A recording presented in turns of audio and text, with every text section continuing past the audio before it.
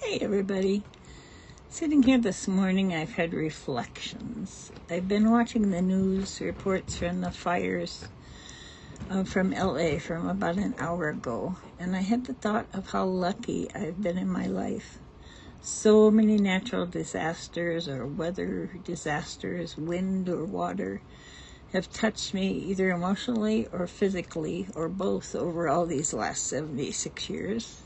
Yet I am unscathed, still have our home, and in comparison to all the people experiencing these losses directly, still have peace of mind.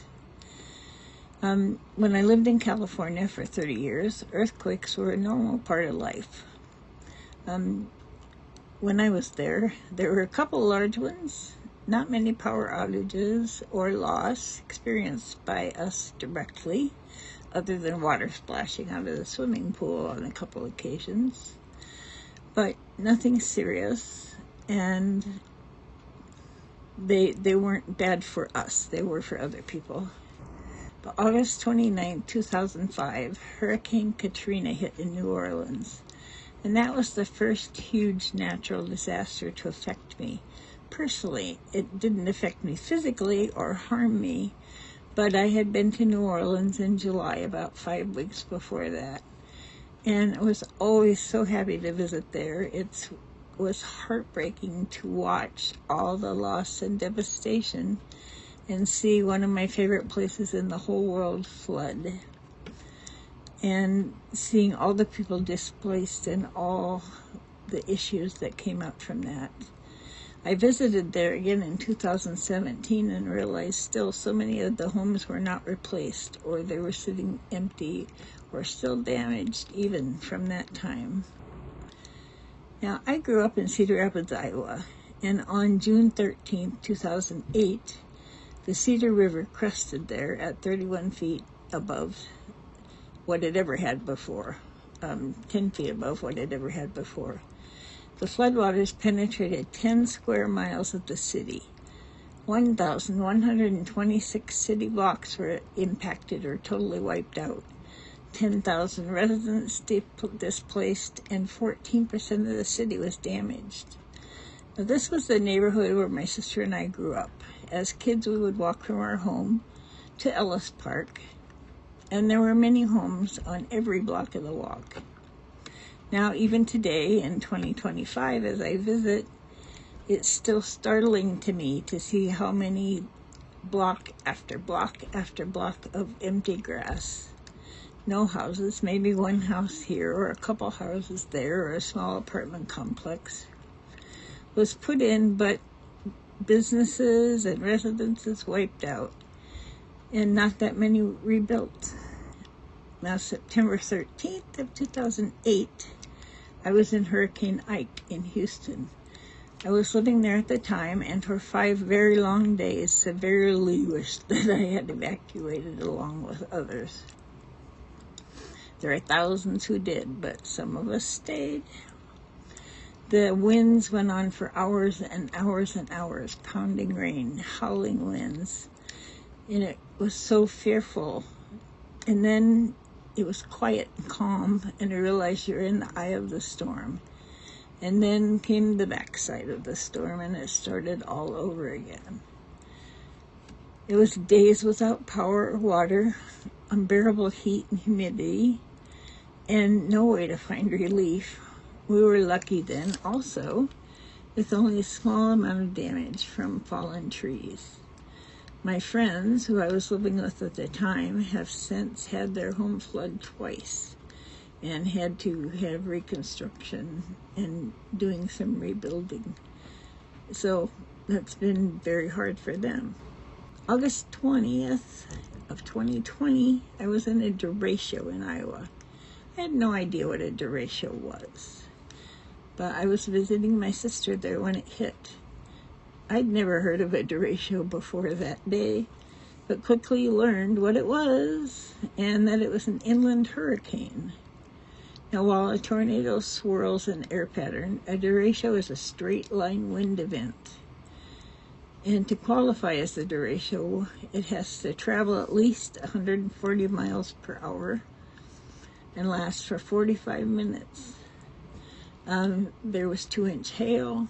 There were 26 tornadoes, and it felt like hours when it went on. Again, very little personal damage, but the city was devastated. Almost every person and home in the city had some sort of damage. It was more devastating than the flood of 2008. While the path was only 60 miles wide, it cut a severe path through the states. It lasted for 14 hours, covered 770 miles from the Nebraska border through Iowa, Illinois, Wisconsin, and Indiana. And I drove back home to Minnesota a couple days after that and was shocked to see that once I got about 30 miles north of Cedar Rapids, there was no damage. Considering the devastation within that 60-mile by 770-mile patch, it was horrible. Electricity was out for days. July 27th, 2021, 3 tornadoes converged about a mile from our home here.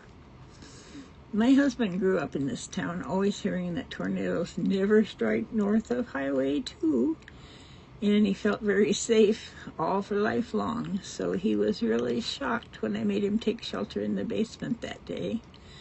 I heard a huge crack in a tree near our house. We lost 13 trees total on our property. We couldn't get out of the garage. We could barely get out of our house at the kitchen entry door. And the largest tree fell directly between his truck parked in front of our house and the front steps. Now it smashed the front cement steps, totally crushing them. It totaled out his truck because of the branches that fell on top. But again, his truck was totaled, but still usable. And we ended up with a lot of cleanup and a lot of damage and almost 2 years of home repairs getting that done. But it could have been worse. Each of these events, structures were left standing for the most part. And where they were not left standing, the property inside could be partially recovered, at least, even through the floods. But as I watch these fires, it is so much worse than the wind events and the water events. Things did not entirely go away in the wind and the water. But in these fires, everything you own is burned to the ground, left in ash.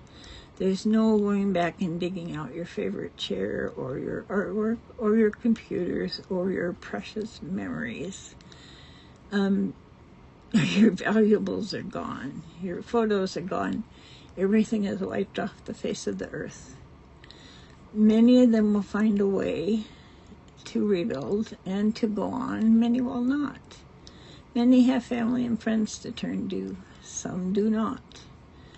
I am blessed that my California family has not been directly affected.